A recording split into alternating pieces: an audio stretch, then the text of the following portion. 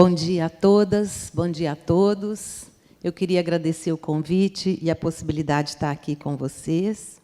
Tenho muitos agradecimentos, principalmente por estar aqui, desse encontro, mas também pela muqueca de ontem, pela casa de Jorge Amado e da Zélia Gattai, que foi um presente maravilhoso, e por estar mais uma vez em Salvador, que é uma cidade muito querida, né?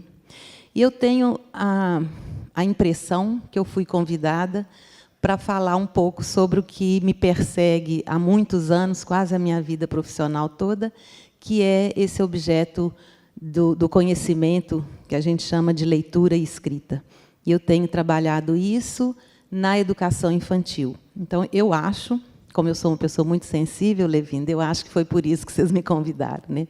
Para a gente pensar essa relação, né, entre esse paradigma, essa proposta de uma educação integral e esse drama da leitura e da escrita com crianças tão pequenas. Bom, aí eu fiquei pensando que pensar essas instituições voltadas para a educação das crianças pequenas como centros de cultura da infância, que é um convite maravilhoso, nos obriga a pensar a distância que nós temos entre essa proposição, né, uma utopia quase, e a realidade, né? A Lídia ontem lembrou do Eduardo Galeano, quando ele diz da utopia, quer dizer, para que a utopia, né? Se a gente caminha um passo, ela se distancia 3. Então, a gente poderia se perguntar, para que a utopia? Para isso, para que a gente caminhe. Então, eu acho um convite maravilhoso pensar em centros de cultura das infâncias. Mas, também, para esse caminhar aí na utopia, a gente teria que pensar o quão longe a gente está, né? Como é que a gente pode caminhar no sentido certo para a gente não se distanciar dessa utopia? Bom, eu acho que nós temos algo que nos distancia dessa realidade, que é essa concepção de que a educação, entendida quase como um sinônimo de transmissão de conhecimentos, né? Então, de que a criança, algo que nos persegue como educadores, muitas vezes, a ideia de que a criança só pode aprender o que eu ensinar para ela. E que também um pressuposto de que a criança pode aprender aquilo que eu julgo, abre aspas, aprendível, né? Então, esse controle que o adulto tem, essa prepotência que nós temos de achar, não, ela só pode aprender isso, e é só isso e ela só aprende aquilo que eu ensino. E claro que entre esses conteúdos e entre essas competências que a gente imagina que a criança tem que aprender, estão aquelas habilidades, competências relacionadas à alfabetização. E a alfabetização vira quase que uma obsessão, vamos dizer assim, né? Que organiza os tempos, os espaços, define o eixo das instituições, né, e vira uma prioridade a questão da alfabetização. Se a gente tivesse tempo, eu acho que seria interessante a gente pensar por que nós temos essa obsessão, o que marca o nosso país e nos coloca diante dessa fissura, né, que as crianças têm que se alfabetizar. Mas eu não vou me alongar sobre isso, apesar de eu achar que pode ser algo interessante, mas só um detalhe que talvez essa marca de um país ainda com uma marca forte do analfabetismo, mas também um certo status que está sendo conferido a essa aprendizagem, né? E que é para a gente pensar sobre isso, quer dizer, o que atravessa todas as classes sociais. Então, aqueles pais, sejam eles de famílias mais pobres ou as famílias mais abastadas, que virou quase que um capital, né, para ser exposto, né? O meu filho de 3 anos já sabe as letras, né? Quem aqui não tem na família um diálogo como esse? Domingo, agora passado mesmo, a minha sobrinha falando, Mônica, o Theo, que tem 2 anos, já sabe escrever o nome. Né, toda orgulhosa, porque isso vira algo para se mostrar na família. Então, acho que valeria a pena a gente pensar por que isso em algum momento. Mas aqui eu queria me ater mais aos desafios, né? Então, como construir uma identidade para a educação infantil que partisse dos sujeitos e não dos conteúdos? Eu acho que esse é um desafio importante para a gente pensar na escola integral, né, na educação integral. Um outro desafio seria compreender a importância das linguagens, ou seja, essa importância que as linguagens têm como um papel central na constituição nossa como seres humanos. E um terceiro desafio seria a gente romper essa dicotomia entre brincar e aprender. Então, eu vou trabalhar bem brevemente esses três desafios que eu coloquei aí, convidando a gente um pouco a refletir, né? Então, o primeiro deles, que seria essa pergunta: como constituir uma identidade para a educação infantil que fosse pautada nos sujeitos e não no conteúdo? Para isso, eu preciso conhecer esses sujeitos, né? Então, acho que as falas que me antecederam, desde a abertura de ontem até hoje, vêm chamando a atenção para essa nossa sensibilização para olharmos e escutarmos esses sujeitos, né? Mas também, só para não dizer que eu não falei de flores, um pouco falar sobre essas crianças. Eu acho que a gente precisa, nós educadores, e nós educadores de crianças pequenas, não podemos nos acostumar com esse sujeito, com a beleza que é chegar ao mundo, né? E a especificidade dessa faixa etária. Quer dizer, nós estamos trabalhando com um momento da vida em que ocorrem importantes, fundamentais mudanças, né, em um período de tempo tão curto. Então, nós vamos desde o bebê que chegou ao mundo e está lutando por se constituir como um ser de linguagem e que, portanto, né, está muito atento em se apropriar dessa capacidade de representar o mundo, de compreender os signos, e que, portanto, ainda não fala, ainda não se expressa nem do ponto de vista gestual, passando por todos esses processos de apropriação até a fala e depois a relação com a linguagem escrita. Então, é um período de vida em que ocorrem mudanças radicais e que nunca mais, em nenhum momento da nossa vida, nós vamos viver isso, né? Outros exemplos do ponto de vista da motricidade, quer dizer, o sujeito que chega horizontalmente até ele se colocar numa posição vertical, até ser capaz de se locomover, até ser capaz de se locomover em pé, né, até ser capaz de correr, enfim, né, a gente poderia explorar, mas para chamar a atenção, a gente não pode se acostumar com isso, né? É muito intenso, é muito bonito e é muito e precisa de ter uma sensibilidade muito grande para a gente não naturalizar a chegada dos novos, né, e a nossa obrigação em relação a eles. Então, olhar para esse sujeito nos ajuda a pensar numa identidade da educação infantil. A outra ideia é de como esse sujeito se relaciona com o mundo, né? Então, desde Piaget, a ideia de que é um sujeito ativo, que ele não constrói, que esse conhecimento não é adquirido, mas construído por esse sujeito. E um outro elemento, que aí os teóricos, né, ligados ao Vygotsky, que vão nos ajudar a pensar, a questão da interação. Então, é um sujeito, e é isso para a vida inteira, mas, nesse momento em especial, eu destaco a relevância do papel do outro, né? Ou essa ideia de que não é a relação do sujeito com os objetos que estão no mundo, mas a relação desse sujeito mediada pelo outro, né, e como esse outro nos constitui e nos ajuda a construir esses conhecimentos. Com isso, eu quero dizer que a gente não se tornaria humano, né, se a gente não conseguisse, não participasse de diversas interações realizadas nesse contato com o outro, né? Então, nós não nascemos humanos, mas nós nos tornamos humanos no segundo nascimento, que é na ordem da cultura. E a cultura é essa capacidade de troca entre nós, né? E também um outro aspecto que nos ajuda a pensar na especificidade da educação infantil, a brincadeira como um eixo desta cultura, ou das culturas infantis. Então, aqui também entender que nós não estamos falando das brincadeiras, ou seja, né, isso acontece muito quando a gente vai na instituição e relembra os eixos das práticas pedagógicas que estão descritos nas diretrizes, que são as interações e a brincadeira, né? Então, entendido. Às vezes os professores falam, não, mas aqui a marca são as brincadeiras, eles brincam de joguinho de memória, né? A gente escreve letras no chão para eles pularem quando a gente fala o nome da letra, né? E não é disso que nós estamos falando, quer dizer, não é o fato de se brincar muito, né? E que essa brincadeira tenha esse tom didático e pedagógico. O que nós estamos dizendo é da brincadeira como um eixo, algo que estrutura as culturas infantis, né? Então, muito na perspectiva vigotskiana também, do brincar como aquela condição do infante de superar uma condição para a qual ele ainda não está apto, ou do ponto de vista cognitivo, ou afetivo, né, ou motor. Ou seja, né, traduzindo com mais clareza, talvez, né, a criança não pode ainda assumir uma turma e ser professora, ela finge que é professora, ela brinca, né, ela fantasia de ser professora.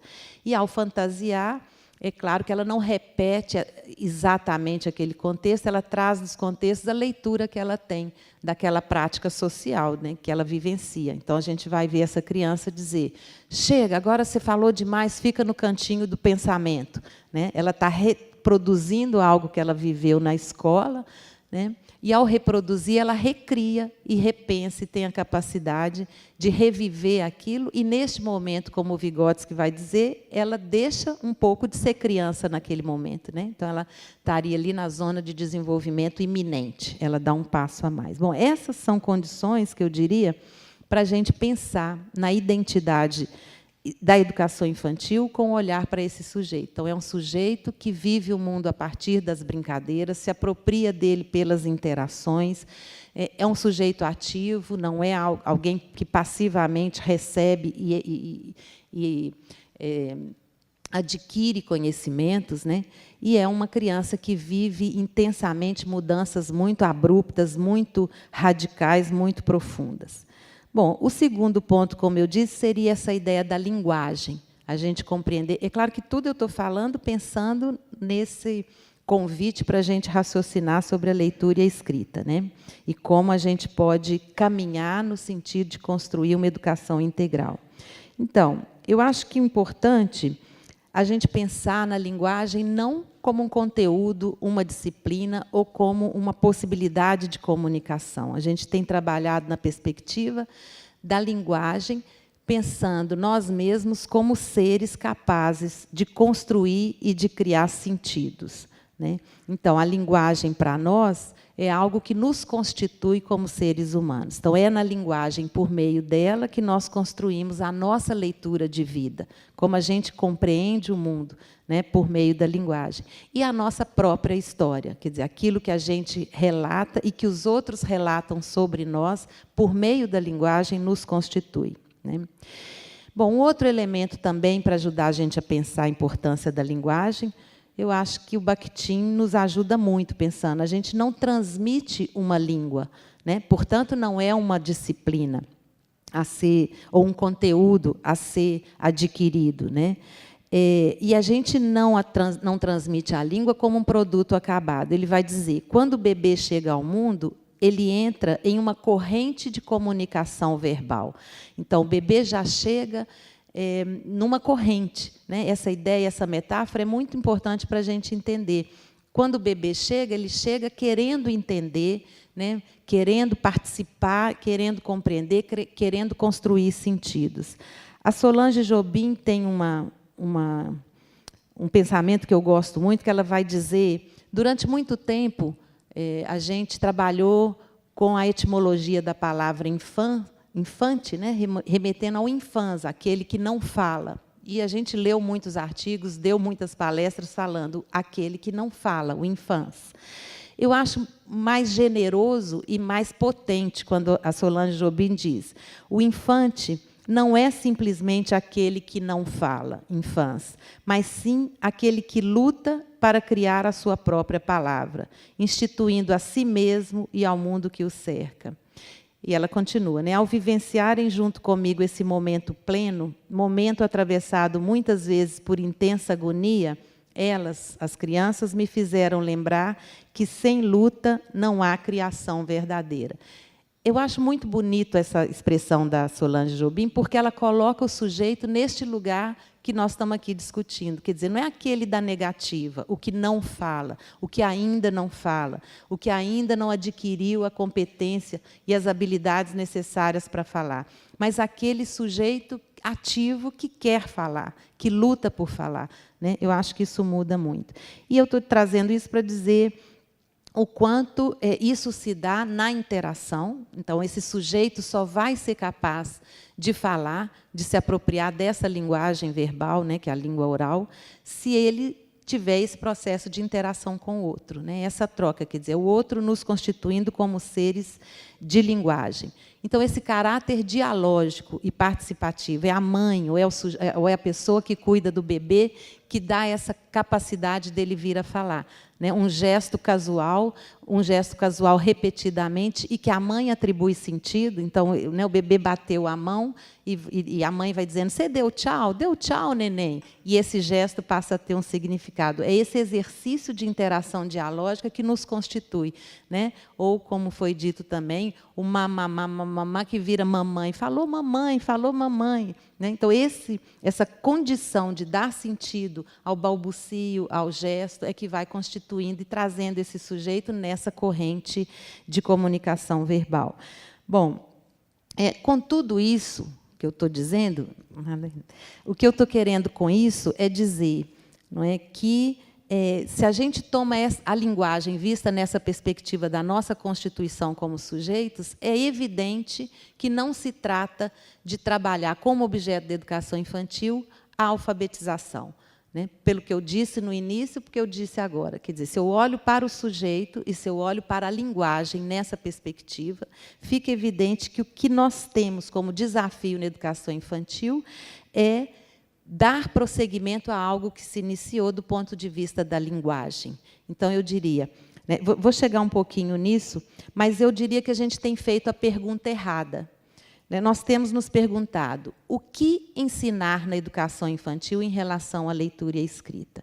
Fazendo essa pergunta, o que vocês me responderiam? Tentando acertar, vamos dizer assim.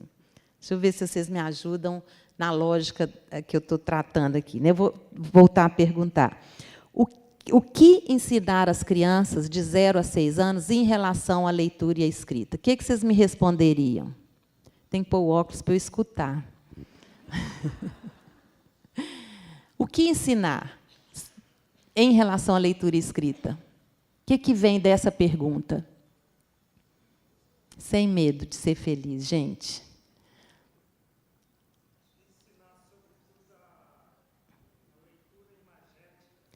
Ensinar a leitura imagética. Ok. O que mais? O que ensinar sobre leitura e escrita na educação infantil? Então, ensinar a ler imagens, ensinar o nome próprio. E nós podemos aqui ensinar as letras, ensinar o alfabeto, ensinar os sons, ensinar a grafia, né? O que essa pergunta nos remete? Fazendo uma síntese aqui. Ela nos remete ao conteúdo. Não é?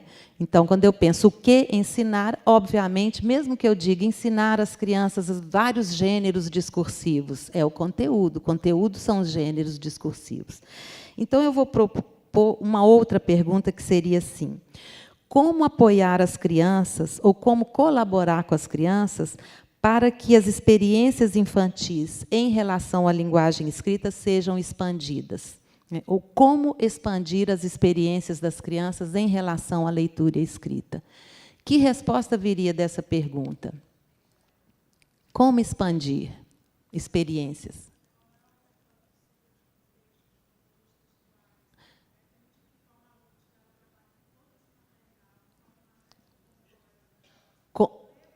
Ler para as crianças, apresentar diferentes propostas de leitura, explorando diferentes gêneros textuais. Vocês estão notando que nós deslocamos o eixo? Quer dizer, ao invés do conteúdo, o como fazer do professor, né? Por uma questão óbvia. Se eu pergunto o que ensinar, vem o conteúdo, o objeto. Como ensinar, vem a forma, a maneira, o que eu ofereço. Então, eu desloco essa resposta, né, tão objetiva da lista de conteúdos para maneiras de fazer com que essas crianças tenham sua experiência expandida. Mas, além disso, uma outra coisa que vem à tona é, se é para expandir, eu tenho que conhecer as experiências que ela já possui. Então, de novo, eu volto a olhar para a criança, né? Então, eu diria que, quando a gente faz a pergunta errada, as respostas vão ser aquelas respostas dadas a uma pergunta errada, né? Como diria o Saramago, tudo no mundo está dando resposta, o que demora é o tempo das perguntas, né? Então, o mundo dá as respostas, mas chegar a elas precisa de se fazer a pergunta correta, né? Então, isso aí vai remeter a ouvir as crianças. Nós temos falado muito da pedagogia da escuta, né? Diria, né? Enxergar o mundo a partir do ângulo de visão que as crianças nos oferecem, com suas palavras, seus gestos, seu silêncio. A gente tem trabalhado um pouco nessa ideia do Rancière, né? Explorar um pouco isso, do mestre ignorante na educação infantil, ou seja, não é um mestre que não sabe. Mas aí, nessa ideia do Rancière, tem duas ideias generosas, que é suspender o que eu sei, né, fingir que eu ainda não sei ler e escrever, para, junto com a criança, ir construindo e ampliando essas experiências. Então, nesse sentido do mestre ignorante, mas também daquela possibilidade que o Rancière vai dizer, que eu posso ensinar o que eu ainda não sei, né? Então, acreditar nisso para romper o que eu disse lá no início dessa lógica da transmissão. Bom, a gente pode explorar isso também mais um pouco nas perguntas. Eu já vou para o terceiro ponto, que seria romper, tenho 5 minutos, romper a dicotomia entre brincar e aprender. Eu poderia escolher muitos outros caminhos ou veredas, mas eu pensei na importância da literatura para a gente pensar essa ruptura, né? Essa ideia de que ou se brinca ou se aprende, naquelas dicotomias que o Levindo levantou, que eu acho que ajudam muito. Como superar isso, né? Eu acho que aí eu estou buscando na literatura por causa dessa ideia da arte e de como que a arte tem essa afinidade com essa infância, né? Como essa questão da criatividade, da fantasia, né, do risco, da inversão da ordem, da palavra imprevisível, que são tão características da infância, né? O Barthes tem uma frase que eu gosto muito, um pensamento dele que eu gosto muito, que é: a ciência é grosseira, a vida é sutil, e é para corrigir essa distância que a literatura nos importa. Por outro lado, o saber que ela mobiliza, a literatura, nunca é inteiro, nem derradeiro. A literatura não diz que sabe alguma coisa, mas que sabe de alguma coisa. Ou melhor, que ela sabe algo das coisas, que sabe muito sobre os homens. É quase a gente pegar isso que o Barthes disse e falar, mas isso também é a infância, né? Isso também é a infância que consegue mobilizar, nunca algo inteiro, nem derradeiro, né? Então, a proximidade que a literatura tem desse sujeito. Aquela lâmina que o Levindo traz à fala da criança, né? Sua casa é longe? Não, minha casa é pertinho. Minha casa só demora quando meu avô passa no açougue. Isso é uma poesia, né? E é um trabalho de filosofia, quer dizer, que a gente vem dizendo o tempo não existe, a física quântica diz o tempo não existe, o que existe é o movimento, a nossa capacidade de perder o movimento. E a criança diz isso, né? Então, esse olhar para essa criança que é artista, que é cientista, né? E aí, eu acho que a literatura, eu volto a dizer, não é que a única coisa que aproxima a brincadeira e a aprendizagem, e a gente fazer disso um brincar aprendendo, aprender brincando, sem dicotomia, não está apenas na literatura. Mas, como eu tenho pouco tempo, e pela força que a literatura tem, a proximidade que ela tem com as crianças, eu acho que ficaria para nós, eu consigo materializar isso por meio da literatura, né?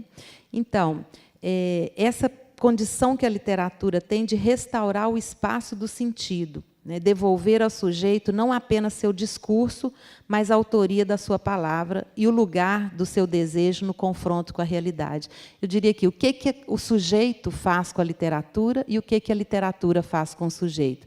O que a criança faz com a literatura e o que a literatura faz com a criança.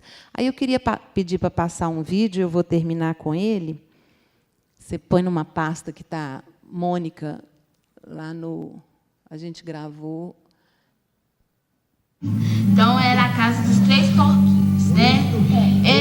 Essa daqui tinha casinha de palha. Esse daqui tinha casinha de pedra. E esse tinha casinha de... Não derruba. Não derruba. E esse? Essa é de madeira. Não, é de madeira. É de pedra também. Não. É de pau. Uma tem que ser de pau, outra de... Não sopra. Não sopra. Não sopra não. Aí, João, eles fizeram a casinha deles, né? Porque o lobo malvado tava andando, sim, querendo comer os porquinhos. Aí, dia, o lobo foi lá na casa do porquinho de palha e bateu. Toc, toc, toc, toc. Quem é? Sou eu, lobo malvado. Abre essa porta. É de palha, não de uva. De palha derruba. Não de uva. Derruba, o que não derruba é de tijolo, né? De pedra. Não é de pedra. Ah, essa é de pedra. Ah, então tá bom. Então eu vou nessa aqui, que essa aqui que é de palha, né? Não, é de pedra Ah, essa é também. de pedra. Essa é de pedra, essa é de Então não derruba, né? Então tá bom. Essa é Aí, de pedra, essa é de pedra, essa é de tudo era de pedra. Ah. Essa é de pedra, essa é de pedra, essa é de pedra, essa é de Tá bom. Então tudo era de pedra. Então tá bom. Aí o lobo, né? Bobo, né? Não sabia que era de pedra, não, né? Achou que era de palha. É de pedra. Tá. É de pedra, tá bom, ufa. Agora ele já sabe que é. Pode tirar. Né? Agora ele sabe que Ele é vai de pedra. negociando. Aí, Bom, João, aí eu ele pegou e com o bateu. João, porque ele traz essa importância da literatura, quer dizer, tudo que a gente está querendo mostrar, acho que o João materializa, né? Ele dialoga com esse texto, ele antecipa, ele sabe o que vai acontecer, ele se relaciona com os porquinhos, né, e tem uma empatia com os porquinhos, ele não admite que aconteça o pior com os porquinhos, e ele vai negociando esse fim para evitar esse sofrimento. Quer dizer, a literatura ajudando o João também a trabalhar essas emoções, e é um bebê, né? E a gente poderia discutir a importância dessas histórias, como que elas não estão aí para meramente desenvolver vocabulário, como muitas vezes a gente vê e expressa, mas porque elas nos constituem e nos formam como seres humanos, ajudando a gente a entender nossas emoções, nossos sentimentos, né? Eu acho que, quer dizer, teria outras coisas que eu tinha preparado, que eu acho que vai dar para, na discussão, a gente trazer de volta. Obrigada, viu, Natasha? Obrigada.